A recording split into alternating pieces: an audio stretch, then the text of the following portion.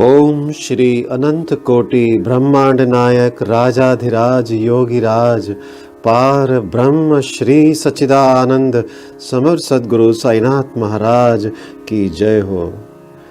हे गुरुवर, हे साईं बाबा, आपके आशीर्वाद से श्री साईं सचरित्र का अध्याय 16 एवं 17 का एक साथ पठन हो रहा है। गुरुदेव, ये अध्याय दोनों बहुत ही महत्वपूर्ण हैं।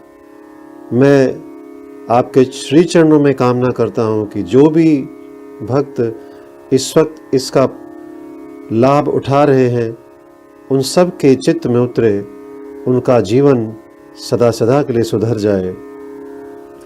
मैं आपके श्री चरणों में कामना करता हूँ प्रभु, इस पाठ से सभी को लाभ हो।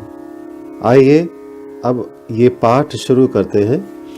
अध्याय 16 एवं 17। शीघ्र ब्रह्म ज्ञान की प्राप्ति, ब्रह्म ज्ञान की योग्यताएं, बाबा का उपदेश, बाबा का वैशिष्ट्य। इन 2 अध्यायों में एक धनाढ्य ने किस प्रकार साईं बाबा से शीघ्र ब्रह्म ज्ञान प्राप्त करना चाहा था, उसका वर्णन है।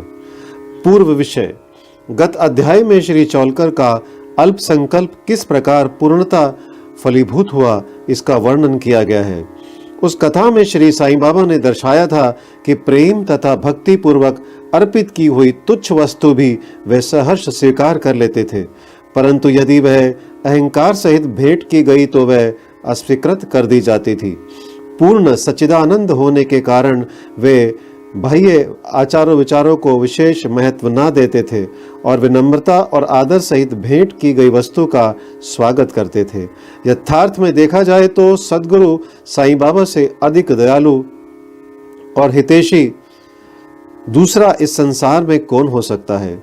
उनकी तुलना समस्त इच्छाओं को पूर्ण करने वाली चिंतामणि या कामधेनु से भी नहीं हो सकती।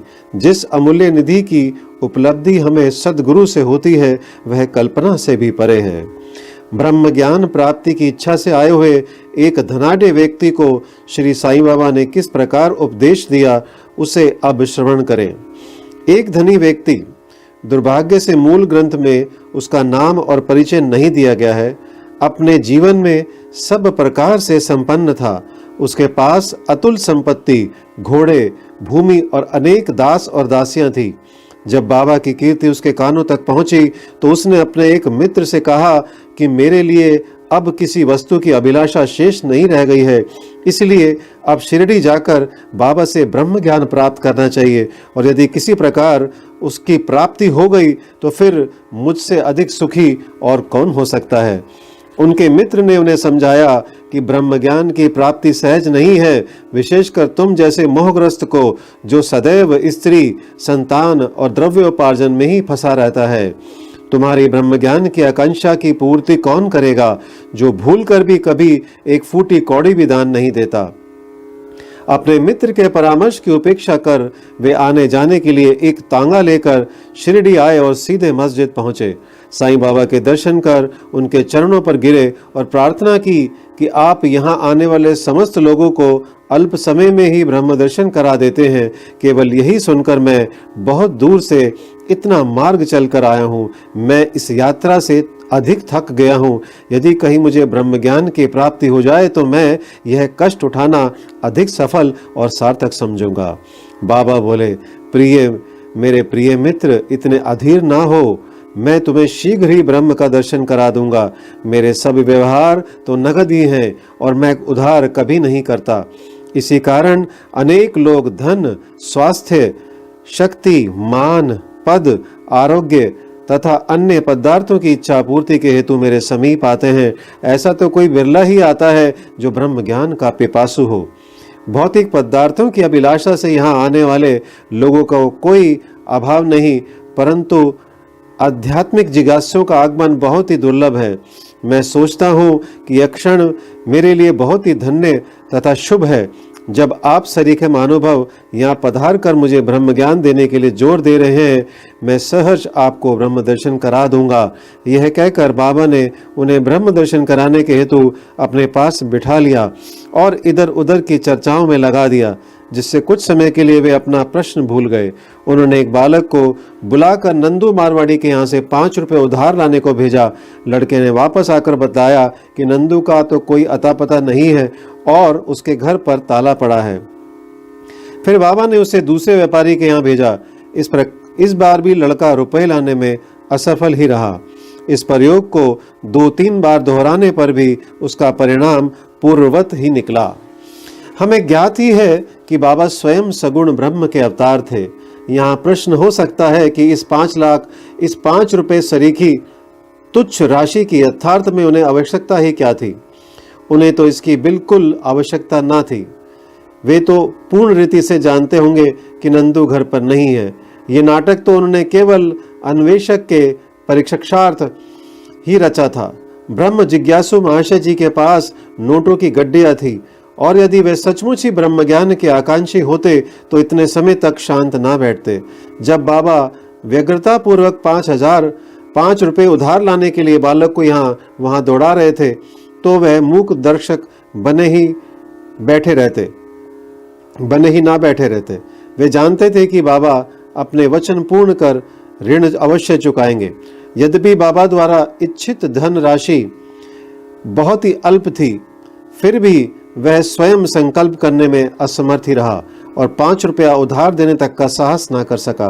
पाठक थोड़ा विचार करे कि ऐसा व्यक्ति बाबा से ब्रह्म ज्ञान, जो विश्व की अति श्रेष्ठ वस्तु है, उसकी प्राप्ति के लिए आया है। यदि बाबा से सचमुच प्रेम करने वाला अन्य कोई व्यक्ति होता तो वह केवल मूक दर्शक ना बनकर तुरंत ही 5 रुपए दे देता, परंतु इन महाशय की दशा तो बिल्कुल ही विपरीत थी। उन्होंने ना रुपए दिए और ना शांत ही बैठे, वरन वापस जल्द लौटने की तैयारी करने लगे और अधीर होकर बाबा से बोले कि अरे बाबा, कृपया मुझे शीघ्र ब्रह्म ज्ञान दो। बाबा ने उत्तर दिया कि मेरे प्यारे मित्र, क्या इस नाटक से तुम्हारी समझ में कुछ नहीं आया? मैं तुम्हें ब्रह्म दर्शन कराने का ही तो प्रयत्न कर रहा था। संक्षेप में तात्पर्य यह है कि ब्रह्म का दर्शन करने के लिए 5 वस्तुओं का त्याग करना पड़ता है, जिसमें पहला है 5 प्राण, दूसरा 5 इंद्रिया, तीसरा मन, चौथा बुद्धि तथा 5वां अहंकार। यह हुआ ब्रह्म ज्ञान। आत्मानुभूति का मार्ग भी उसी प्रकार है जिस प्रकार तलवार की धार पर चलना। श्री साईं बाबा ने फिर इस विषय पर विस्तृत वक्तव्य दिया, जिसका सारांश यह है। ब्रह्म ज्ञान या आत्मानुभूति की योग्यताएं सामान्य मनुष्यों को प्राय अपने जीवन काल में ब्रह्म के दर्शन नहीं होते। उसकी प्राप्ति के लिए कुछ योग्यताओं का होना भी नितांत आवश्यक है। मुमुक्षुत्व, मुक्ति की तीव्र उत्कंठा। जो सोचता है कि मैं बंधन में हूं और इस बंधन से मुक्त होना चाहे तो इस ध्येय की प्राप्ति के लिए उत्सुकता और दृढ़ संकल्प से प्रयत्न करता रहे तथा प्रत्येक परिस्थिति का सामना करने को तैयार रहे, वही इस आध्यात्मिक मार्ग पर चलने योग्य है। दूसरा, विरक्ति। लोक परलोक के समस्त पदार्थों से उदासीनता का भाव, ऐहिक वस्तुएं, लाभ और प्रतिष्ठा जो कि कर्मजन्य है, जब तक इनसे उदासीनता उत्पन्न होना होगी तब तक उसे आध्यात्मिक जगत में प्रवेश करने का अधिकार नहीं। आइए तीसरा पढ़ते हैं, अंतर्मुखता। ईश्वर ने हमारी इंद्रियों की रचना ऐसी की है कि उनकी स्वाभाविक वृत्ति सदैव बाहर की ओर आकृष्ट करती है। हमें सदैव बाहर का ही ध्यान रहता है, ना कि अंतर का। जो आत्मदर्शन और दैविक जीवन के इच्छुक हैं, उन्हें अपनी दृष्टि अंतर्मुखी बनाकर अपने आप में ही लीन होना चाहिए। चौथा, पाप शुद्धि। जब तक मनुष्य दुष्टता त्याग कर दुष्कर्म करना नहीं छोड़ता, तब तक ही ना तो उसे पूर्ण शांति ही मिलती है और ना मन ही स्थिर होता है। वह मात्र बुद्धि बल द्वारा ज्ञान लाभ कदापि नहीं कर सकता। पांचवा, उचित आचरण। जब तक मनुष्य सत्यवादी, त्यागी और अंतर्मुखी बनकर ब्रह्मचार्य व्रत का पालन करते हुए जीवन व्यतीत नहीं करता, तब तक उसे आत्मोपलब्धि संभव नहीं। छठा, सारवस्तु ग्रहण करना। 2 प्रकार की वस्तुएं हैं, नित्य और अनित्य। पहली आध्यात्मिक विषयों से संबंधित है तथा दूसरी सांसारिक विषयों से।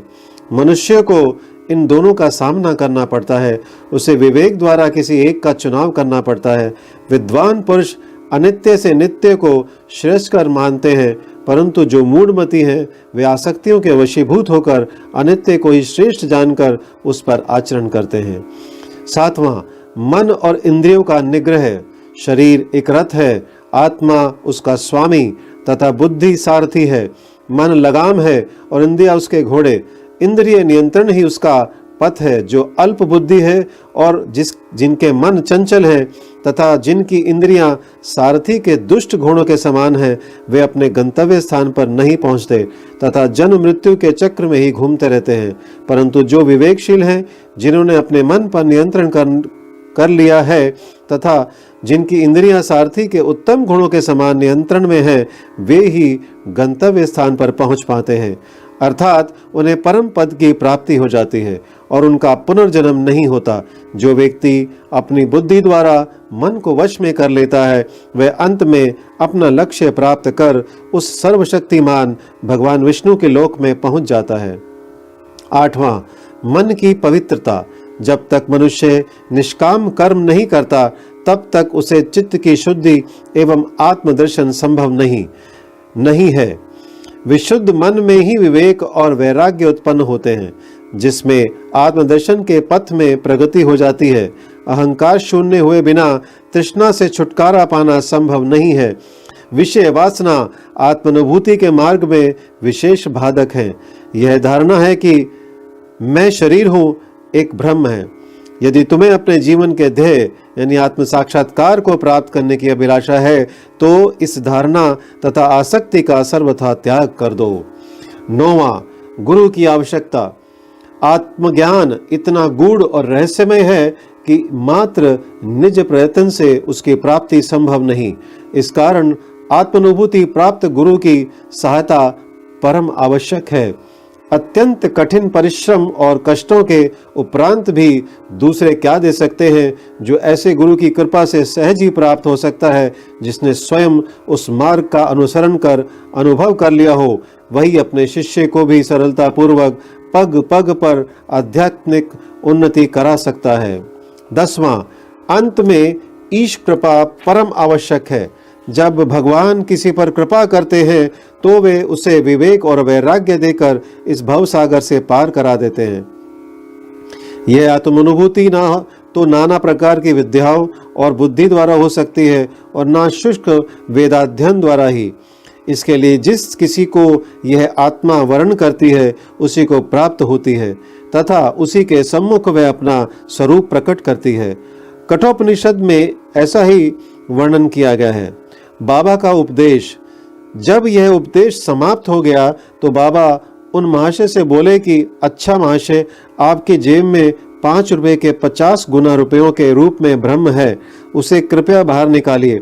उसने नोटों की गड्डी बाहर निकाली और गिनने पर सबको अत्यंत आश्चर्य हुआ कि वे 10-10 के 25 नोट थे। बाबा की यह सर्वज्ञता देखकर वे महाशय द्रवित हो गए और बाबा के चरणों पर गिरकर आशीर्वाद की प्रार्थना करने लगे। तब बाबा बोले कि अपना ब्रह्म का यानी नोटों का यह बंडल लपेट लो। जब तक तुम्हारा लोभ और ईर्ष्या से पूर्ण छुटकारा नहीं हो जाता, तब तक तुम ब्रह्म के सत्य स्वरूप को नहीं जान सकते। जिसका मन धन, संतान और ऐश्वर्य में लगा है, वह इन सब आसक्तियों को त्यागे बिना कैसे ब्रह्म को जानने की आशा कर सकता है। आसक्ति का ब्रह्म और धन की तृष्णा दुख का एक भंवर यानी विवृत है, जिसमें अहंकार और ईर्ष्या रूपी मगरों का वास है। जो इच्छा रहित होगा, केवल वही यह भवसागर पार कर सकता है। तृष्णा और ब्रह्म के पारस्परिक संबंध इसी प्रकार हैं, अंत वे परस्पर कट्टर शत्रु हैं। तुलसीदास जी कहते हैं, जहाँ राम तहाँ काम नहीं, जहाँ काम नहीं राम, तुलसी कबहू होत नहीं, रवि रजनी इकठाम। जहाँ लोभ है, वहाँ ब्रह्म के चिंतन या ध्यान की गुंजाइश ही नहीं है। फिर लोभी पुरुष को विरक्ति और मोक्ष की प्राप्ति कैसे हो सकती है। लालची पुरुष को ना तो शांति है और ना संतोष ही, और ना वह दृढ़ निश्चय ही होता है। यदि कण मात्र भी लोभ मन में शेष रह जाए तो समझना चाहिए कि सब साधनाएं व्यर्थ हो गई। एक उत्तम साधक यदि फल की इच्छा या अपने कर्तव्यों का प्रतिफल पाने की भावना से मुक्त नहीं है और यदि उनके प्रति उसमें अरुचि उत्पन्न हो तो सब कुछ व्यर्थ ही हुआ। वह आत्मानुभूति प्राप्त करने में सफल नहीं हो सकता। जो अहंकारी तथा सदैव विषय चिंतन में रत है उन पर गुरु के उपदेशों तथा शिक्षा का कोई प्रभाव नहीं पड़ता। अतः मन की पवित्रता अत्यंत आवश्यक है, क्योंकि उसके बिना आध्यात्मिक साधनाओं का कोई महत्व नहीं तथा वह निरादम्भ ही है। इसलिए श्रेष्ठकर यही है कि जिसे जो मार्ग बुद्धिगम्य हो वह उसे ही अपनाए। मेरा खजाना पूर्ण है और मैं प्रत्येक की इच्छा अनुसार उसकी पूर्ति कर सकता हूँ, परंतु मुझे पात्र की योग्यता अयोग्यता का भी ध्यान रखना पड़ता है। जो कुछ मैं कह रहा हूँ यदि तुम उसे एकाग्र होकर सुनोगे तो तुम्हें निश्चय ही लाभ होगा। इस मस्जिद में बैठकर मैं कभी असत्य भाषण नहीं करता। जब घर में किसी अतिथि को निमंत्रण दिया जाता है तो उसके साथ परिवार, अन्य मित्र और संबंधी आदि भी भोजन करने के लिए आमंत्रित किए जाते हैं। बाबा द्वारा धनी महाशय को दिए गए इस ज्ञान भोज में मस्जिद में उपस्थित सभी जन सम्मिलित थे। बाबा का आशीर्वाद प्राप्त कर सभी लोग उस धनी महाशय के साथ हर्ष और संतोष पूर्वक अपने अपने घरों को लौट गए। बाबा का वैशिष्ट्य, ऐसे संत अनेक हैं जो घर त्याग कर जंगल की गुफाओं या झोपड़ियों में एकांतवास करते हुए अपनी मुक्ति या मोक्ष प्राप्ति का प्रयत्न करते रहते हैं। वे दूसरों की किंचित मात्र भी अपेक्षा ना कर सदा ध्यानस्थ रहते हैं। श्री साईं बाबा इस प्रकृति के नाथ थे। यद्यपि उनके कोई घर द्वार, स्त्री और संतान समीप या दूर के संबंधी ना थे, फिर भी वे संसार में ही रहते थे। वे केवल 4-5 घरों से भिक्षा लेकर सदा नीम वृक्ष के नीचे निवास करते तथा समस्त संसारिक व्यवहार करते रहते थे। इस विश्व में रहकर किस प्रकार आचरण करना चाहिए इसकी भी वे शिक्षा देते थे। ऐसे साधु या संत प्राय विरले ही होते हैं जो स्वयं भगवत प्राप्ति के पश्चात लोगों के कल्याणार्थ प्रयत्न करें। श्री साईं बाबा इन सब में अग्रणीय थे।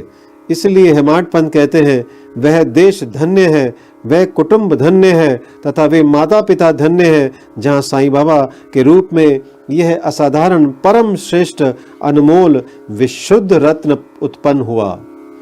श्री सद्गुरु साईनाथ परमस्तु। शुभम भवतु। ओम साई राम।